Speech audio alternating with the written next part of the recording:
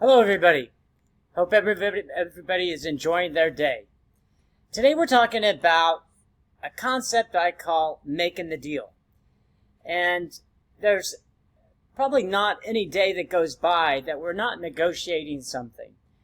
Well, we're not trying to negotiate a price, a duty, an opinion, but we have our agenda, somebody else has their agenda, and you try to negotiate something that is mutually beneficial. Sometimes it's not. Sometimes somebody wins. Sometimes somebody loses. But in most cases, you hope that you win the right ones and you can afford to lose the wrong ones. And so how do you do that? How best can you make the deal and make it a deal? I think there's 4 strategies that I would follow if I was making the deal and trying to work towards achieving some kind of, I don't like the word compromise, but a solution that's mutually beneficial. May favor one more than the other, but mutually beneficial. So first, you've got to have a good relationship. You've got to create a good relationship.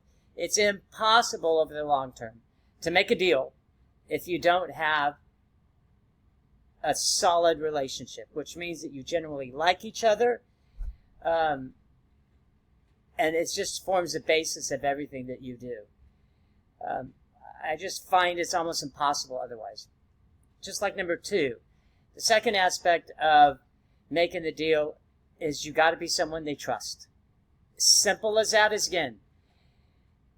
And the main reason is over the long term, you absolutely cannot create a positive, conducive negotiating style or success unless people trust you. When you give your word, you keep it. When you say you will or won't do something, you will or won't do something.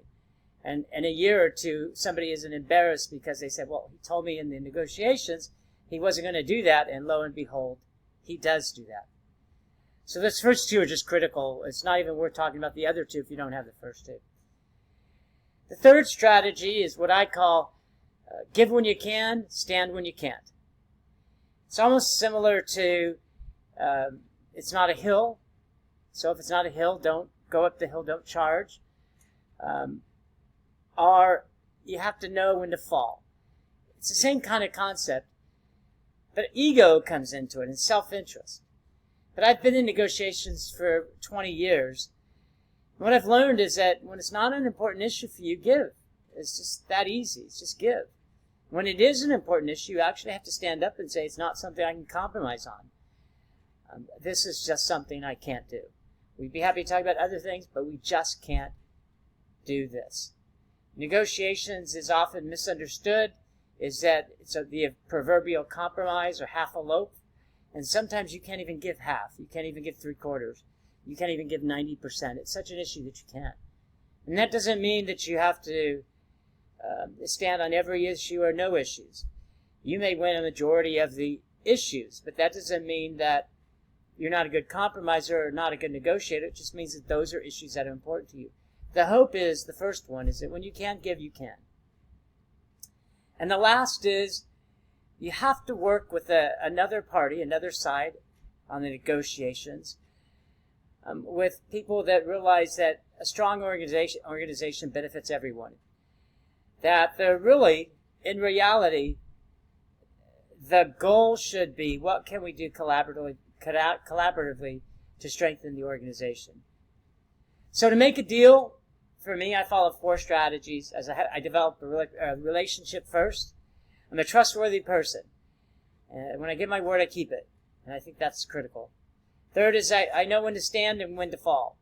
I know when it's important, when it's not important. I know that you give when you can and you stand when you can. And lastly, you have to both put the organization first. A stronger organization benefits everybody. Of course, I always love to hear from you. Anything else you want to chat about? I enjoy the art of conversation. Everybody, enjoy the day.